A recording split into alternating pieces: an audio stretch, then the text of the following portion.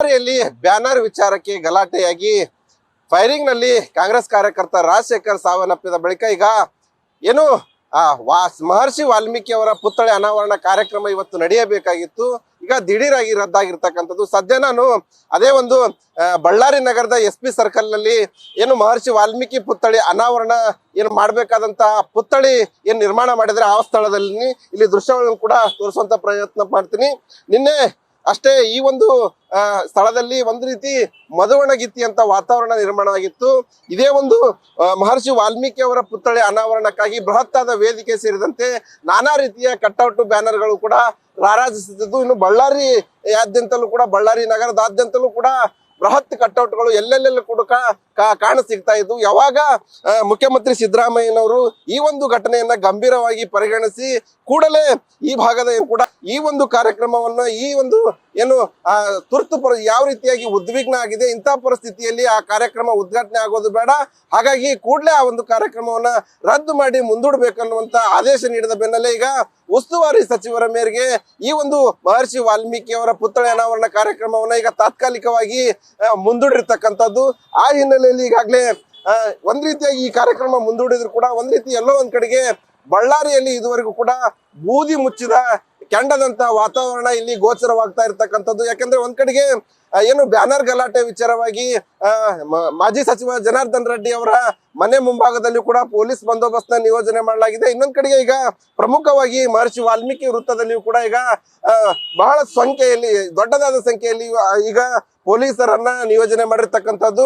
ಯಾಕಂದ್ರೆ ಯಾವುದೇ ಕಾರಣಕ್ಕೂ ಕೂಡ ಈಗಾಗಲೇ ಪರಿಸ್ಥಿತಿಯನ್ನ ಪೊಲೀಸ್ ಇಲಾಖೆ ಈಗಾಗಲೇ ಹತೋಟಿಗೆ ತೆಗೆದುಕೊಂಡಿದೆ. ಕೈ ಮೀರಲು ಕೂಡ ಏನು ಮುಂದಾಗಿತ್ತು ಆ ಪರಿಸ್ಥಿತಿಯನ್ನ ಈಗ ಸಹಜವಾಗಿ ನಿಯಂತ್ರಣಕ್ಕೆ ತಂದಿದ್ದಾರೆ.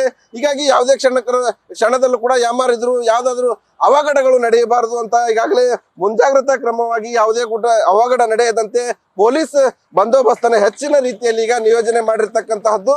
ಇದೇ ಒಂದು ಪುತ್ಥಳಿ ಅನಾವರಣ ಇವತ್ತು ಎಲ್ಲವೂ ಅಂದುಕೊಂಡಂಗೆ ಸುಗಮವಾಗಿ ಆಗಿದ್ರೆ ಇದೇ ಮಹರ್ಷಿ ವಾಲ್ಮೀಕಿ ಅವರ ಪುತ್ಥಳಿ ಇವತ್ತು ಏನು ಅನಾವರಣೆ ಕಾರ್ಯಕ್ರಮ ಇವತ್ತು ಅದ್ದೂರಿಯಾಗಿ ನಡಿಬೇಕಾಗಿತ್ತು.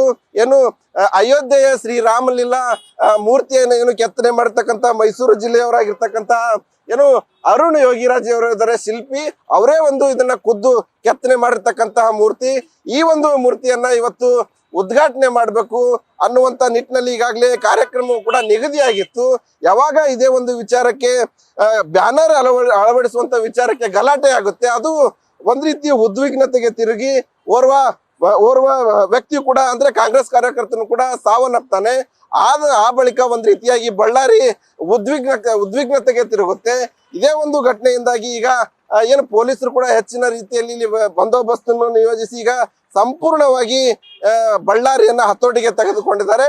ಯಾವುದೇ ಕಾರಣಕ್ಕೂ ಬಳ್ಳಾರಿಯಲ್ಲಿ ಅಹಿತಕರ ಘಟನೆ ನಡೆದ ಮುಂಜಾಗ್ರತಾ ಕ್ರಮವಾಗಿ ಈಗ ಬೇಕಾದಂತ ಹೆಚ್ಚಿನ ಪೊಲೀಸರನ್ನ ಇಲ್ಲಿ ನಿಯೋಜನೆ ಮಾಡಿರ್ತಕ್ಕಂಥದ್ದು.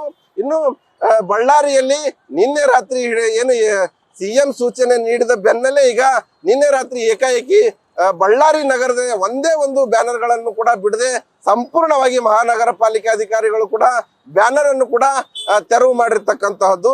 ಒಟ್ಟಾರೆಯಾಗಿ ಈಗ ಸಂಪೂರ್ಣವಾಗಿ ಬಳ್ಳಾರಿ ಏನಿದೆಯಲ್ಲ ಹತೋಟಿಗೆ ಬಂದಿರತಕ್ಕಂಥದ್ದು. ಶಾಂತಿಯಾದ ವಾತಾವರಣ ಕೂಡ ನಿರ್ಮಾಣ ಆಗ್ತಾ ಇರ್ತಕ್ಕಂತಹದ್ದು. ಕ್ಯಾಮ್ರಾಮನ್ ಕಾರ್ತಿಕ್ ಜೊತೆ ಶಿವಾನಂದ ಸಳ್ಳಿ, ನ್ಯೂಸ್ ಫಸ್ಟ್, ಬಳ್ಳಾರಿ.